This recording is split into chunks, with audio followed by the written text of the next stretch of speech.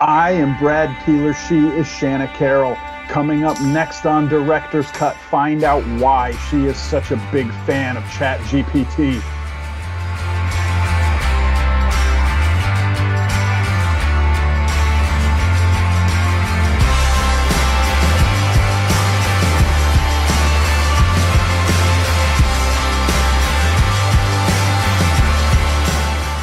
Hello again, everybody, and welcome to another episode of Director's Cut. My name is Brad Keelor. I'm the director of the Geo-Institute, and that is why we call this show Director's Cut.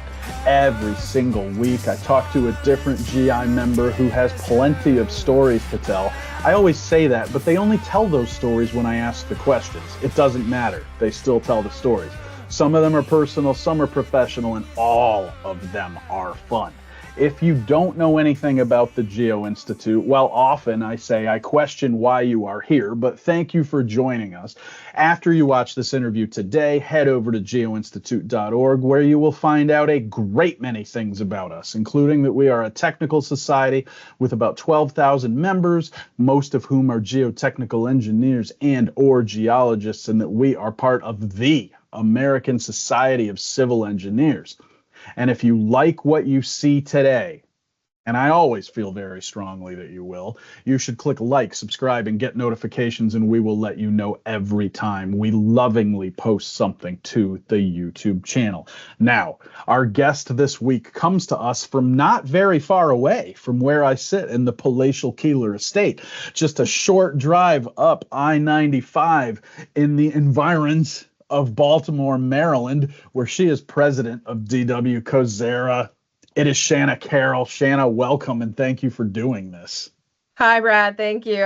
I'm wondering about the Keelor estate now. I've never heard it described so palatially. I mean, it is. It's so many bags of mulch. You don't even want to know how many bags of mulch. I've found that that's the main effect of having a palatial estate is you have to put down more mulch. And then some of it went down today. It is springtime. We're going to talk a little bit more about that as we get on in the interview. We have 10 questions, the same as we do every week, and 2 of them are always the same. We start with one of those. Describe your job in 45 seconds. I am president of D.W. Kozera. We are a Mid-Atlantic WBE certified geotechnical engineering firm. And I study soil and rock to help people build buildings, bridges, and other structures. That was so efficient. Probably less than 45 seconds, but I've been trained to be efficient and concise. So, do you want to fill your time with anything else? Because I didn't even have time to come up with a follow-up question. No, I mean so I'm president of the firm, geotechnical engineering. And my job, my individual job every day is a little different. Some days I am going through resumes. Some days I'm trying to figure out our latest process management timesheet system. Some days I am working on projects. My favorite days are going out on the drill rig. I love it when somebody they're like, oh, they'll go up in a meeting and say, can someone run an infiltration test? I'm like, me. And they're like, no, we mean someone who can afford to be out in the field for 4 or 5 hours at a time. And I'm like, me. And they're like, no, that's not what we mean. But it's still fun. And this is something we're going to talk about a little later on in the show, because I'm right there with you. I feel the same way sometimes. So we will get to that. First, we have to get to some of the fun questions. We're going to talk a lot today about we'll call it the DC Baltimore area. We have many questions about that today. And we're going to start with this one. What are your favorite and least favorite aspects of springtime in this part of the country? Let's start with my least favorite, because you'll see me drinking sips of water as we're talking. And my least favorite is pollen. I have a black Jeep Wrangler, and right now it's no matter what I do every morning, I wake up and it's mottled yellow. And I just feel like I swallow a mouthful of pollen every time I breathe when I'm outside. So that's my least favorite, hands down. My favorite is I love flowers. So I mentioned this to you, and a few other people know this, but my grandmother was a wholesale flower farmer. So every year she would plant pansies and forget-me-nots and phlox. And then early spring, she would dig them up and sell them to, back then they didn't have the Home Depots and such, but we would sell to local hardware stores. And so I always liked spring because as you're coming out of the winter, and it still was cold outside, but you started to see the flowers come up, and like the whole family would be out there digging pansies and putting them in boxes so that grandmom could take them to the market in her truck. I might have only been 4 or 5, so I'm not really sure in retrospect how much help I was, but she let me go out there and do it anyway. And so all the flowers, I think, and the green of spring, it's actually my favorite time of year. Follow-up question to that one. Do you see anything? Because I know that you're noticing these flowers as you drive by houses and public buildings and stuff. What do you see in this area planted in springtime that you feel like has no place being in the ground here? Is there anything that you can think of? Anything that grows has a place to be in the ground. I'll tell you that I see people planting the hibiscus type trees and then wondering why they die in the winter. So that's just a maybe if you're going to put it in the ground, cover it up in the winter or take care of it. But at the same time, my husband's from the South and he wanted a southern magnolia, and our neighbor is a master gardener and swore that we would never be able to have. We bought a southern magnolia from Home Depot, planted it one summer when we first moved in. She swore it was going to die. We would never have this magnolia tree grow because, they don't grow this type of magnolia in Maryland. And lo and behold, we just looked at it the other day, and it's big and beautiful and has these yellow blossoms. And so I texted her a picture of it to remind her that they do now grow in Maryland. So now I am shocked by this. My in-laws live in New Jersey, and we have seen people planting them there. Now they're only doing it in like sheltered areas, and we haven't seen any big ones yet. So I don't know where the line is that it's really a bad idea. But that's amazing that somebody said this to you. We got one down the street that's like 50 feet tall. Well, there's some type of I don't know the answer to it, but whatever magnolia we got is specifically like for southern climates. She was very clear on it. And she's really honestly great. She knows a lot about gardening, and she's come over to help us several times. But I just remember that one thing. She's like, "Oh, no, they don't grow like it might be Virginia's okay, but they don't grow in Maryland." But that's, I mean, to be fair, if Virginia's okay and Maryland is not, I mean, Maryland is literally like right over there. So anyway, yeah. Wow. Well, much success with your southern magnolia. That's very cool. I said we were going to talk a lot about the area today, and we're just going to keep right on going because the third question is always the research and practice question. We're going to talk a little bit about a project that is right in the heart of Baltimore, and that's the Sparrows Point Container Terminal that you guys are currently working on. Tell us a little bit about the project, and then you've got something even wilder that we're going to put at the end. So Sparrows Point Container Terminal is the final build out of Trade Point Atlantic.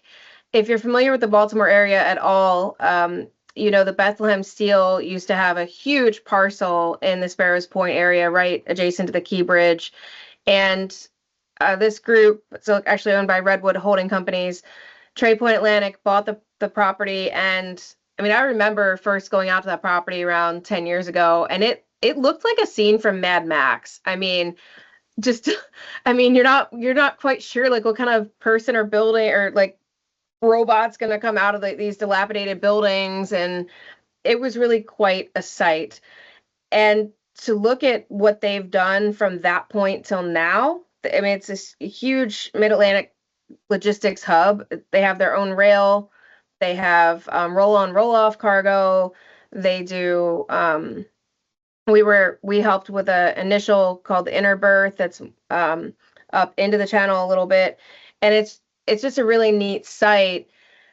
But what's unique about the container terminal is it's going to be another big port for Baltimore to be able to bring in the bigger ships that can be connected by air, rail, and trucks, and it's going to bring in so many jobs to the Baltimore area and just for me, geotechnically, I'll tell you about that in a minute because it's a really interesting site.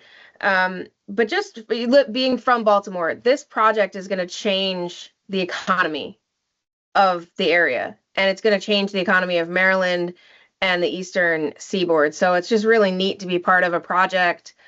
And I'll have to tell you, the client, they are really smart people. I love working with smart people. They're smart people.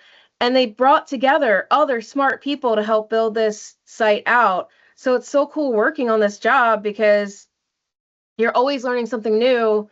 And if you don't know it, somebody on the team probably does or knows where to find it. So it's just been a really fun, interesting project. Geotechnically, it's a bit challenging because, as you can imagine, back in the day when it was Bethlehem Steel, they needed more land. No problem. We have slag from the steel process, so we're just going to push it out. We're going to make some land. So geotechnically, you've got areas where there's 50 feet of slag, blast furnace slag, or in some cases steel slag. You've got areas where they're very, very soft, normally consolidated soils. You've got areas where it was original land and you could put shallow spread foundations on it, no problem. So it's got all these different pieces all together in this one, albeit large, parcel to be able to take into consideration to look at. And then you have the marine aspect. And that's one of the things that Kozera focuses on is marine geotechnical work. So you've got the slope stability with the soft soils. Steel slag is actually expansive. So you've got expansive steel slag. If you're using that in locations, you have to do certain things. Just all kinds of different geotechnical challenges going on this site. So for me, I don't know that the owner would think all those geotechnical challenges were really cool, but for me, that's another really cool part of the project. But just being from Baltimore, this project I'm so excited about because I really think it's going to change the state of Maryland and how we do business. That is an amazing and very thorough and very complete and very broad answer. I love that. The thing we have to talk about, though, right back at the beginning, a lot of people don't know a lot about Baltimore. Something they definitely remember is the Key Bridge accident last year. The Sparrows Point is right next to the Key Bridge. If you drove over the Key Bridge when you could still drive over it, I guess for me, I'm always going north, so it would have been to the right. If you're coming south, it would have been to the left. Talk about how this site was affected by that. So Trade Point Atlantic is actually before the bridge. So it was the only port that ships could still come into and offload the weeks that the bridge was down and we couldn't get into the other Maryland, port, Seagirt, for example. So Trade Point Atlantic, they took additional cargo. So they worked out their logistics to be able to help the other ports take additional ships. But then also they helped when the bridge was being demolished, it was brought into shore. And then we actually worked on this project too. They had a staging area where all of the steel was brought in and cut up and then taken off site. So it was a really interesting time because the site was locked down. There were Coast Guard ships there, of course. Our guys are going to cut steel. We actually had some people not on or near the bridge, but we had people doing night work for one of the new warehouses at this facility when the bridge went down. So we had people that were there pouring concrete for for a warehouse on this site. So, I think everyone was affected by it, and for our team, everyone was really, I think, quite happy to be involved in some way by doing this pad so the steel could be cut. And then I remember this call. They have a lot of I mentioned this, but very soft soils at Trade Point, so you can only stack things so high before you have a failure. And so we have a couple of sites where we have some surcharge going on right now and we're monitoring things. And I got a call in the morning. We want to move all the steel from the steel bridge over to this certain area. What's going on with the slope stability over there? And I'm like, whoa, please don't move that all over there until we look at it. And so we were quickly doing calculations to figure out how much more weight we can put on this part of the land that was soft by the water without causing a problem. so that they could move things around to accommodate the scrap and the debris coming in from the bridge. So it was a very sad time, but also I think showed how just Baltimore is very resilient and came together to help, make a catastrophe, make the best out of the catastrophe that happened. And obviously, we're talking to mostly civil engineers and geotechnical engineers with this show, but for the people who don't live in this part of the country, I mean, the only thing I can think of in my lifetime that was close to this was the 35W collapse in Minneapolis. This was the story on the local news every day for months after the accident happened. I mean, I'm sure it was a big deal in other parts of the country too, but I mean, how much does that mean to you as a Marylander to have been involved in some way with the reconstruction efforts, even the cleanup? So we're currently only involved in the cleanup efforts, or we were involved in cleanup efforts. But I think, again, for us, I mean, that was over a year ago now. It was March 2024.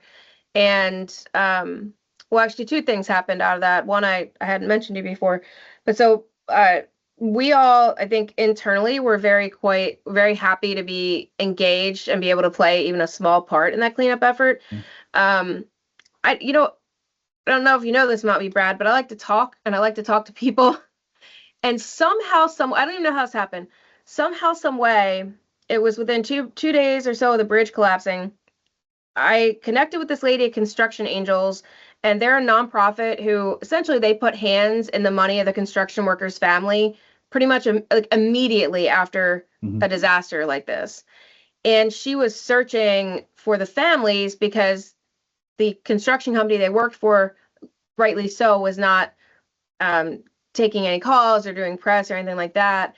And so I was able to connect her to the construction company, and then Construction Angels put money in the hands of those workers' families within 2 days of them passing away on the bridge, which was just amazing because we all know that they're going to be taken care of. But when you're the sole breadwinner for a family like that, I mean, knowing that you're going to be taken care of in a year or two is not enough. So another thing that we did as part of that is I helped to organize with Crew Baltimore, which is another group I'm part of, commercial real estate women. We organized a fundraiser for Construction Angels, and a lot of people from Kozera came and helped to kind of get the word out and just support a good cause like that. So that was another way we all came together, and we've actually decided to do that every year to help support them.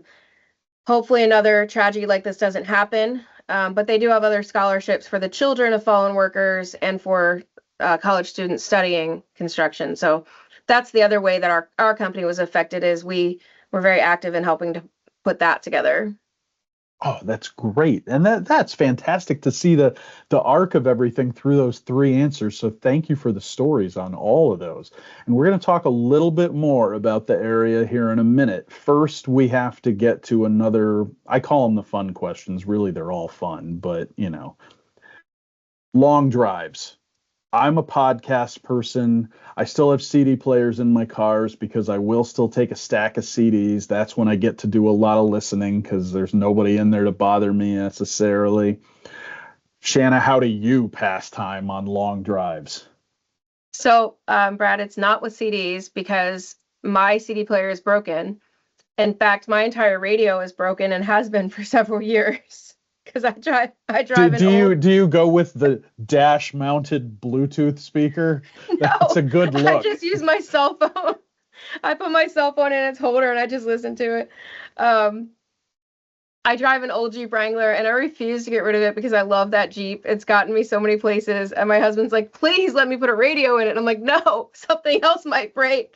Just leave it alone. So it's not CDs. It's not well, it doesn't have a tape player. It doesn't have a CD player, but it's no Pandora, no nothing like that, or XM radio, I guess. I do a lot of audiobooks, and I blog, and so and I do presentations, and so the three things I do depending on the drive or like the time of the day. If I'm doing a presentation soon, I'll kind of mentally run through it in my head as I'm driving. And okay, well, what if this question is asked, then this is how I can answer it. oh, I hadn't thought about this other way to do this, and I'll mentally kind of rehearse it in my head. I also I do a lot of talking into my phone, so I use the notes feature on my iPhone, and I'll just start a new note and start a blog that way. And I speak most of my blogs before I actually ever type them, and then I'll go back and kind of clean it up afterward. But for me, when I'm driving, it's kind of that cathartic way to be creative, you know, still focus on your driving, but there's not a lot of other distractions in terms of other people coming in and out of your house, your office, whatever it might be. So I do that a lot. But I like books. So the one I'm listening to right now is called Unreasonable Hospitality. If you like food and customer service, it's an amazing book. It focuses on the hospitality of the Michelin star restaurants, Ooh. which I have not been to yet. But reading this book now, I have the names of several that I want to go to based on what's happened in this book and the unreasonable hospitality that they offer there. So anyway, I usually have 2 or 3 audiobooks going, and then I talk into my phone a lot in my actual phone because I have no Bluetooth or CD player in my Jeep. There's nothing wrong with the no Bluetooth. One of our cars is a 2010 Forester, and my kids are horrified that there isn't any kind of screen in it or Yeah. anything. But I'm like, you know what? I like to shake my finger when I tell them, the old days, and I like being old enough to be able to do that. We talked a little bit about the Sparrows Point project and the geotechnical challenges in that area. But I wanted to ask you a little bit more broadly. What's a unique geotech challenge in the DC Baltimore area? Yeah. So I knew this question was coming, and I've worked a lot up and down the East Coast, and so I don't know that any of our challenges are really unique to DC and Baltimore versus other cities, but they are certainly unique to cities. Um, I think what makes Maryland very unique, though, is you have the Baltimore area, which has been developed, and the Great Baltimore Fire was developed again. And so there's always some history behind every site. I find that actually the most fun part of my job. I call it Sherlocking, looking through the old maps to see what was there.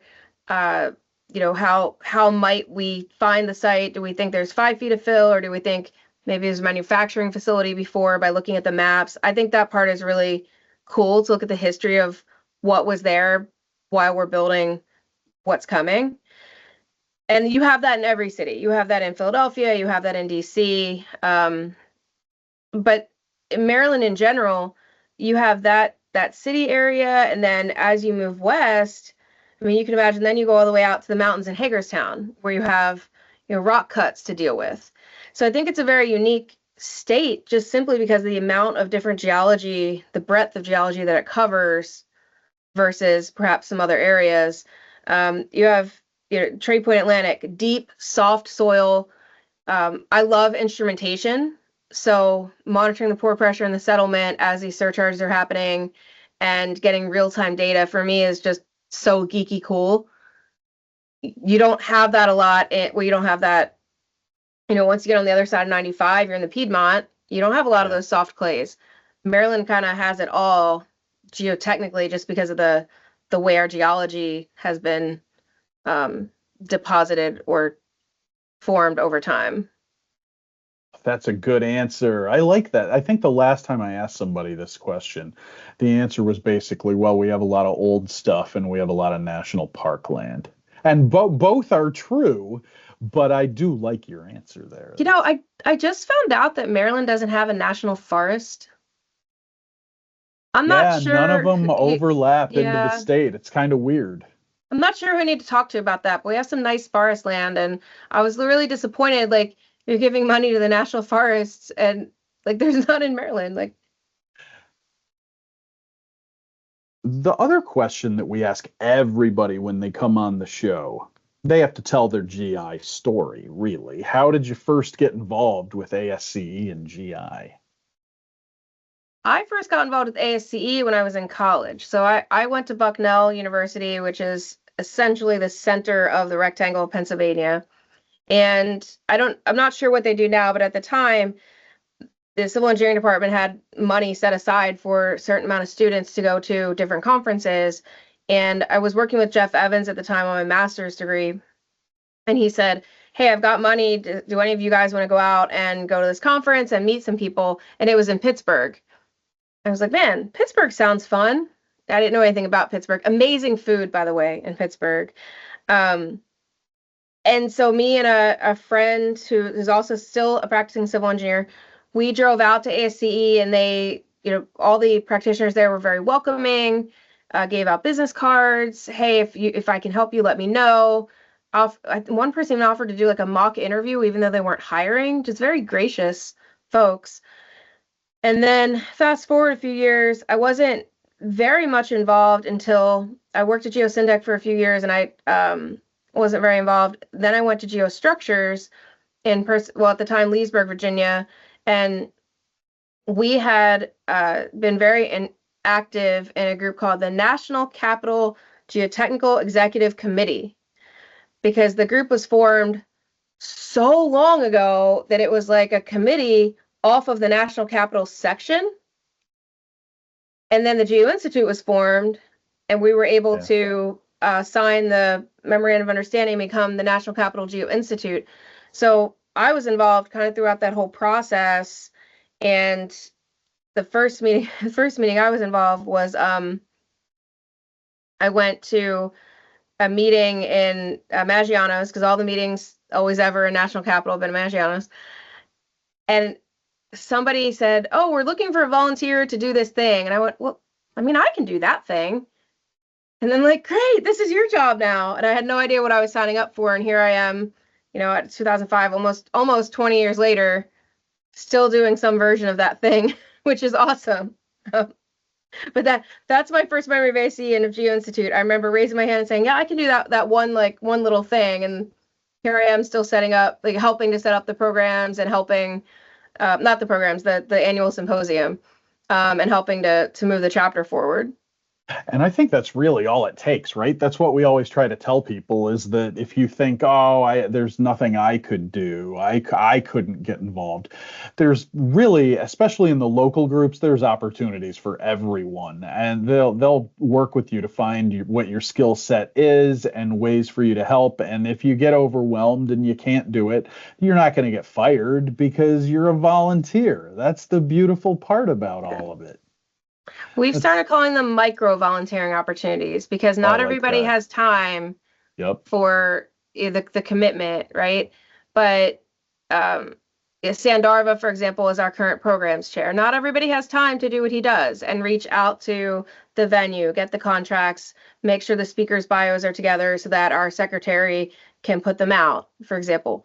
But maybe you can volunteer to run the registration table at an event, just to get your feet wet and stuff. So I'm hopeful that that'll take off a little more, but absolutely, if anybody's watching this and wants an opportunity to volunteer, ask for something small and just get involved.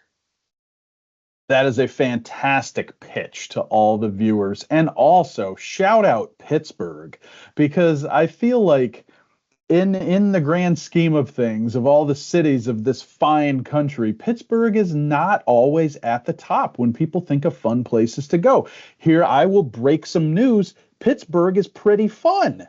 So I love Pittsburgh, which is weird because I'm from Baltimore, right? Listen, I'm a Ravens fan. Sorry, Pittsburgh folks, but I love Pittsburgh. There was a time when my husband and I had season tickets to the theater in Pittsburgh, because that's what our trip was. Every couple weekends we go to Pittsburgh to get away and to watch a show, because we just love the get out of town. It's close. I mentioned this, but it's amazing food and so many beautiful bridges. I mean, if you're a civil engineer, how can you not love Pittsburgh? And there's no requirement that you become a Steeler fan or a Penguin fan just because you're visiting. Well, I am a Penguins fan, but that's because the Penguins ice has geopiers underneath of it, if you didn't know that. I did not know that. It does. That's amazing. It does. And that was enough to earn your fandom for the team? I feel like I was never really a strong hockey fan either way. And I don't remember who this was. I don't remember. Mike Howe was the former owner and president of Geostructure. I don't know if it was him or somebody else. During that project, actually gave out like the penguin scarves, the Oh, yellow. And so I was like, well, now I have some gear, and they paid us to put in some geopiers. I feel like that could be my team now. And I will say, I've gone to a couple of hockey games there. The fans are really nice. It's it is a fun the place fans to are watch a nice. game, and the people there are fun. You nailed it. Now we might have to have a Ravens bonus question at the end, or Orioles or something. We'll throw it in. Although I don't know if this is a good time to have an Orioles bonus question. We have four more questions now. Again, they're all fun. So everybody, please stick around for these. One that I haven't asked anybody yet. We're like 217 episodes into Director's Cut, and this was a brand new one. What's the worst movie, Shanna, that you remember seeing in the theater? So, um, I for some reason have always wanted to be taken more seriously than I think I am. And so when I was very, very young, like before I could drive, and I mean, way too young to go to this movie, my older cousin said, we're going to go see JFK in the movie theater when it first came out. Oh my God. I know, right?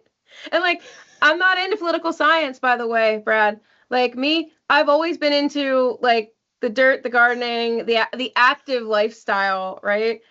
And he's like, we're going to go see JFK.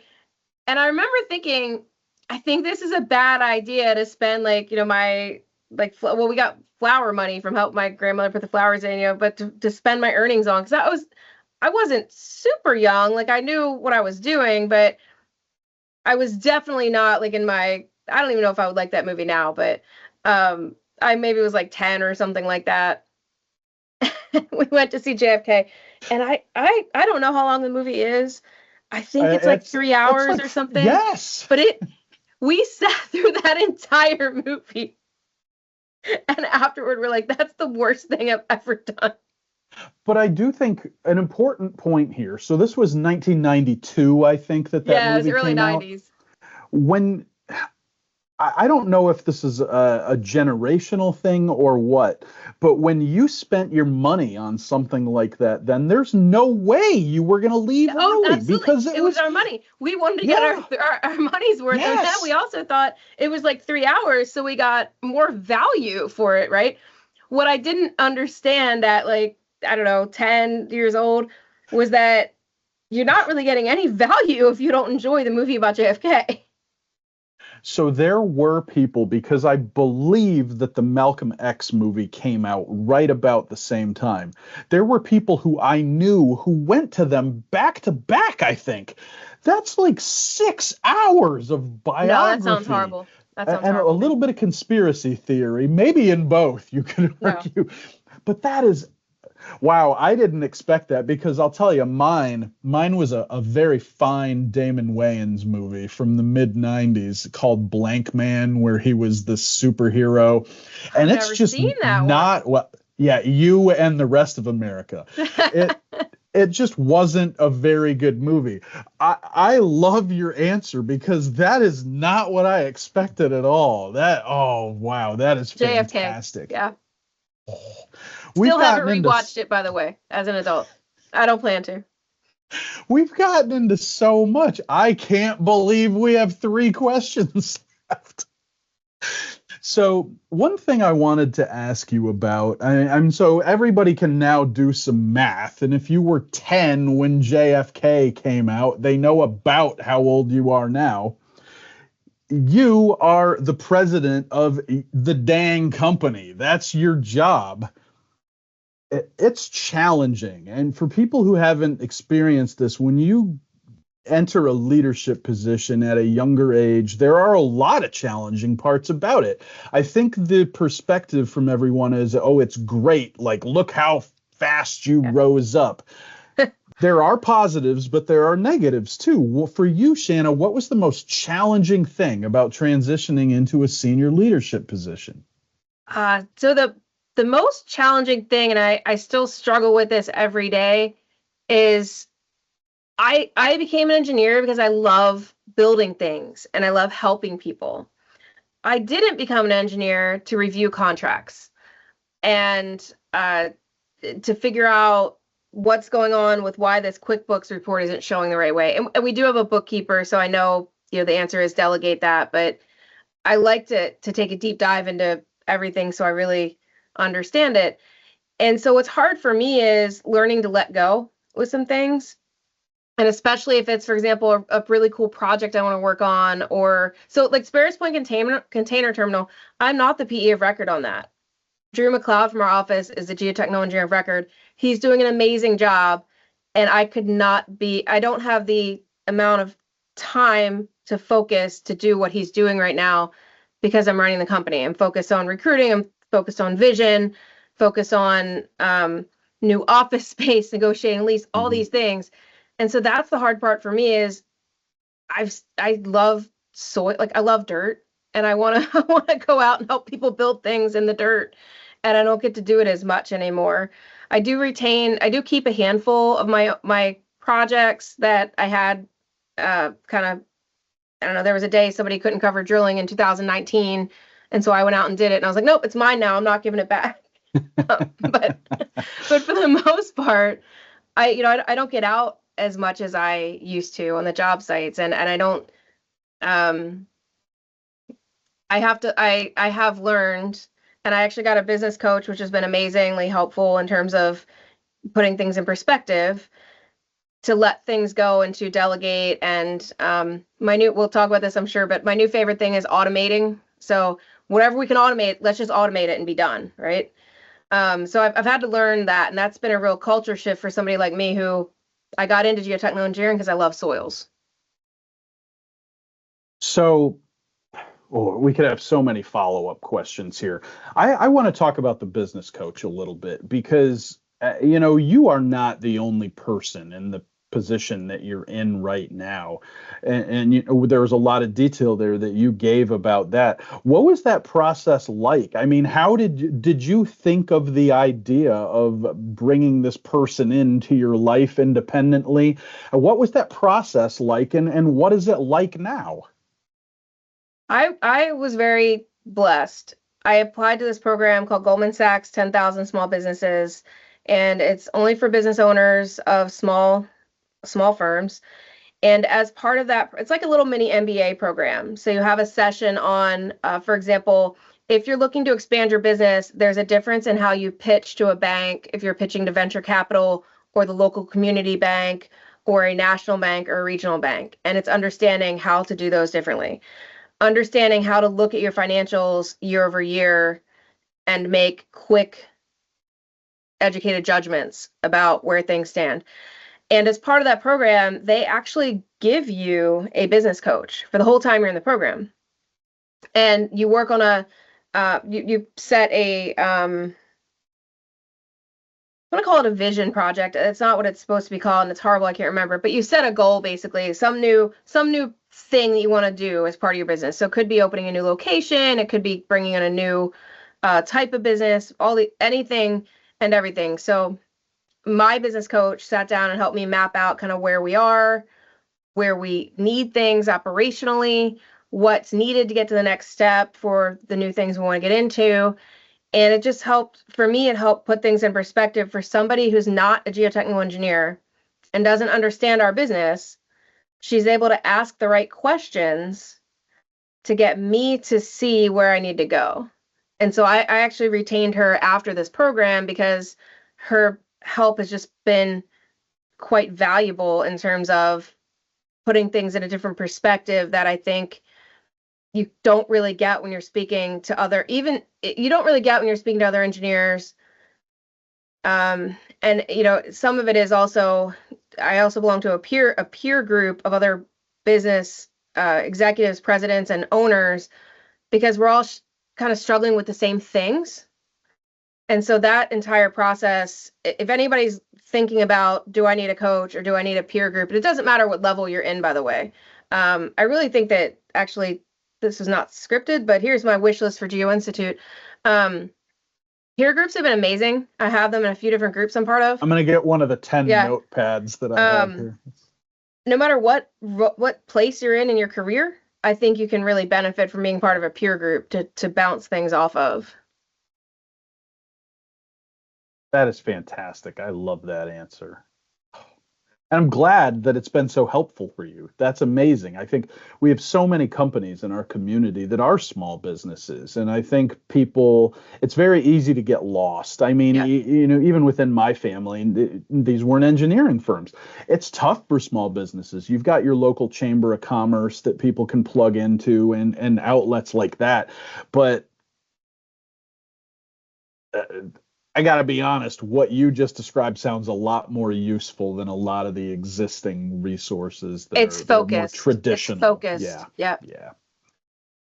You did mention automation. What I love the most on Director's Cut is when people give me the segue to the next question, and I don't even have to think of it because they just tell it to me. You're a big Chat GPT fan. Why? What do you use it for? How has it changed your life? I use ChatGPT for so much. So I use ChatGPT most recently, for example, if I'm looking for an image to put on LinkedIn, I wanted an image that was describing peeling back the onion and asking clarifying questions, but I wanted it to be soil. And so I typed in the question, I'm looking for an image that describes this, but I don't want it to be an onion. I want it to be soil, and I want it to look like two people. And bam, it gave me these two heads with a stratigraphy of soil running through them, that as you got like into their head, the soil, different soils were different layers. I was like, that's perfect. That's exactly what I need for my post. So I use it for image generation. I use it to research. You have to be very careful with it because it can give you false information. But when I was writing an article about mentoring, and I was trying to look up some statistics, and so I typed in ChatGPT, give me these statistics and cite your sources. And what it'll do is it'll actually give you the link that you can go back and read the NIH document. Or another one I was looking for on some vacant housing, it gave me the Department of Housing documents from Baltimore City. It'll actually cite the sources, so it's a quick way you need. You still have to read the research yourself and do it yourself, but it is a quick way to get there. I use it sometimes. Have you ever taken a personality test? And the disc, you're green, yellow, blue, I don't know, all the colors. As another program I was part of, we did the personality test, but you were a bird. You're an eagle, an owl, a dove, or a parrot. So the doves are very peaceful, very tranquil, very, very empathetic. The parrots are very loud and doing what I'm doing now with their hands, very motivating type people. The owls are very detail oriented. Most people that are engineers have some part of owl in them because they're very meticulous, very detail oriented. Like when you're writing an email to an owl, you have to put lots of bullets in, lots and lots of detail. But the eagle is very direct and very concise and very stern even.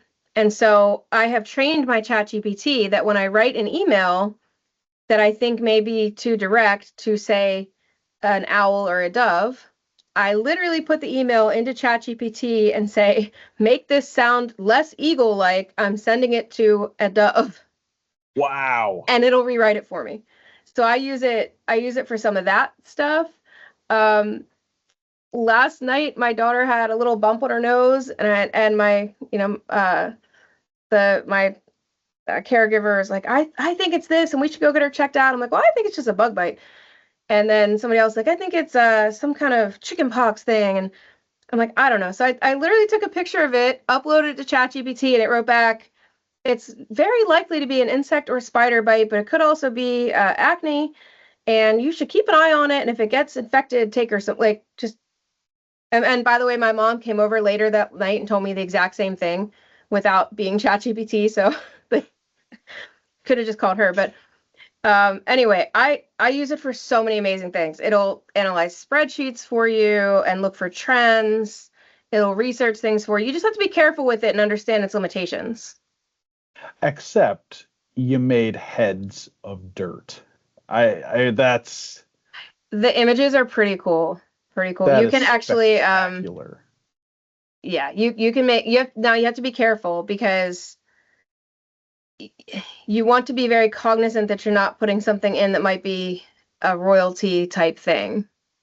So if you're trying to find an image of, say, Wonder Woman talking to a head of dirt, you cannot say, I'm looking for an image of a superhero with a lasso and dark hair and a tiara, because the image you get back is probably going to be royalty, like, no-go. So just ChatGPT doesn't understand the royalty stuff as well as it should. You're laughing, like this is the stuff that keeps me awake at night and that I think about when I'm driving these long drives. Like somebody's gonna see my LinkedIn post and be like, "Oh, she didn't get that royalty for the fake Wonder Woman." Well, that's ChatGPT true. spit out. It's an important point. I don't know. I mean, we're spoofing the Google and Starbucks logos sometimes to make our own. So, you know. Adobe Firefly is royalty protected. So if you generate images there, it's good legally. We have learned so much today. We have to close with something appropriately light. In the United States of America, and other places, I guess, too, it was Easter yesterday, and what is Easter without candy? I seem to have eaten my weight in chocolate eggs over the last 3 days, and got to have a question in here about this, and you're going to go a different direction. I was going to ask, rank your top 5 candies, and you're not a candy fan, so Shana, take us where you're going to take us with this one. I do like dark chocolate with salt. Oh. And my favorite candy is actually, they make a dark chili chocolate. It's like a spicy dark chocolate. Oh, wow. I do like those. In general, though, like maybe my favorite candy is probably the spicy Mexican candies, because I just love spicy food. I'm not really a sweet type person. I like salt, I like spice. So I don't know, maybe like the Fireballs are like kind of a lame older candy, but I like still those. Strong. Still. But I feel like if you asked anybody else, especially around my office, they'd be like, "Oh, I like this and I like that and I like the little Cadbury eggs." Me, like I like spicy. So I'd say the dark chocolate with the chili.